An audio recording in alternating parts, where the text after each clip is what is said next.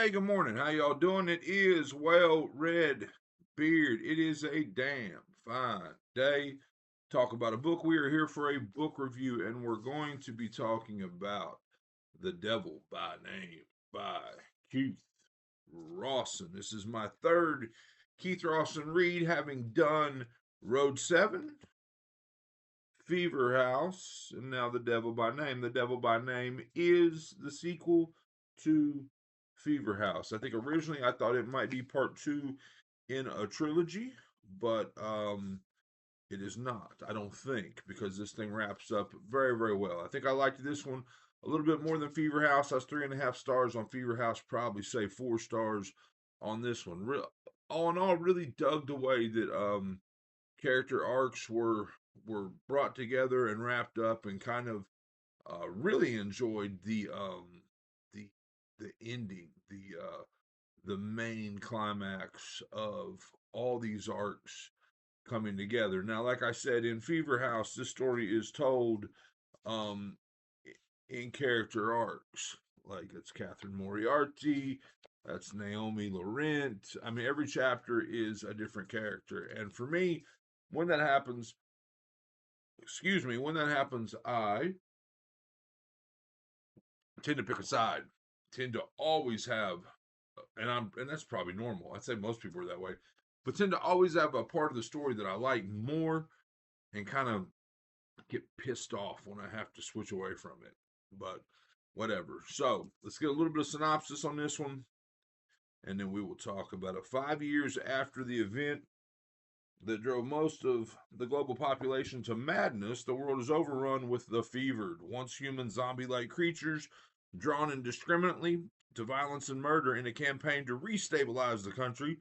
The massive corporation known as Teradyne Industries has merged with the U.S. government in a partnership of dubious motives, quarantining major American cities behind towering walls and corralling the afflicted there with the hope, they say, of developing a vaccine.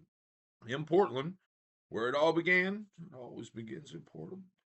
Guilt ridden detective John Bonner scours the city's darkest corners for clues to humanity's redemption. In New England, Catherine Moriarty mourns the devastating losses of her husband and son while in hiding from Teradyne. And across the ocean in France, a 16-year-old girl named Naomi Laurent discovers she has a disturbing and powerful gift, which may just be the key to the world's salvation. Equal parts gruesome and beautiful, The Devil by Name is a heart stopping, breakneck saga of survival as its characters pass inevitably collide across the ravaged landscape of a post apocalyptic America.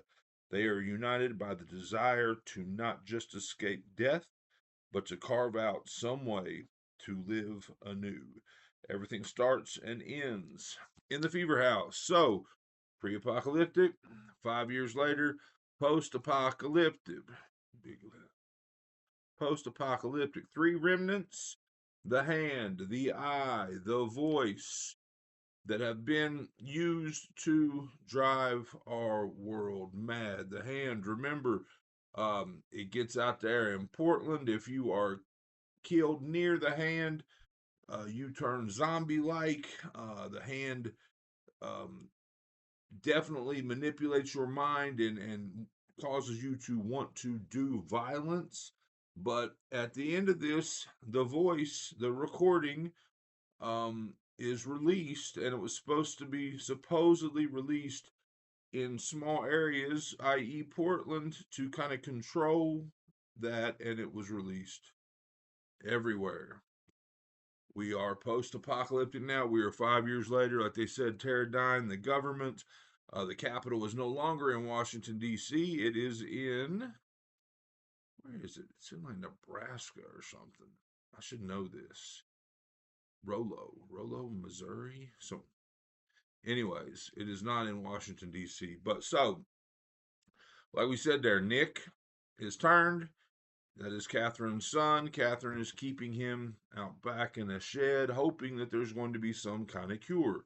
Um, Matthew Coffin, Catherine's husband, both members of a band together that created the hit song that is the vehicle for delivering the voice, is actually alive and is pretty much taken over by the demon at this point, being kept at Pterodine. And so again, the remnants were him, his eye, his hand, his voice, but it's a demon that has a lesser demon, whatever, that has taken him over. That demon actually leaves Matthew and infects someone else and is on its way back to Portland to complete this ritual, to complete this task. We've been led to believe it's tried to do this before and has failed for different reasons. Catherine is on her way there to try to stop it. Naomi Laurent, who is the 16-year-old girl who I will just tell you can cure the fevered. She can touch the fevered and bring them back to life. Very reminiscent for me of the main character's abilities in Swan Song by Robert McCammon, which is my favorite post apocalyptic book, and I do mean even more so than Stephen King's The Stand. I love Swan Song by Robert McCammon. John Bonner, who is our like special ops guy from book one, is also on a quest to stop this thing from completing its task, completing its ritual, bringing on this new hell on earth, this new, yeah, hell on earth. I was going to say that another way. I don't know that there's another way to say that. So, all these people are coming back to Portland. We're going back to Portland here. And John has the hand, John has the eye. He believes that he needs to destroy all three of these remnants in order to keep this from happening. Um, and that's it. We're going back there, and when we get there, it is it is very edge of the seat. I mean, a lot of climaxes, especially in a book like this, for me, that is so action packed the entire way. Like sometimes climaxes fall short. Sometimes you're like, man, I just expected more. And that is not the case with this one. This climax is a huge payoff. There are multiple times there when you're like, oh, shit. Especially, I won't go into it, but especially in Catherine's role in the story, you're like, damn, and loved that part. And then ultimately loved how it all came together. So for me, definitely a 4-star read. Um, definitely one of my favorite novels, I think, that I've read this year. I mean, I'll be putting those together hopefully at the end of the year if I'm still doing this. I mean, the one, I read this in November. The one that I liked the most from October was Looking Glass Sound by Catriona Ward. This is definitely up there with that one. Yeah, I mean, I really dug this book, and I'm a big fan of Rosson's work, and I'm going to try to do the rest of them. I want to say there's like 7 total, so like 4 that I haven't read. I've got one of them in hand already. Have requested a couple others for Christmas, so hopefully I'll have some more Rosson content for you, in the near future. But yeah, this is The Devil by Name. It is a sequel to Fever House.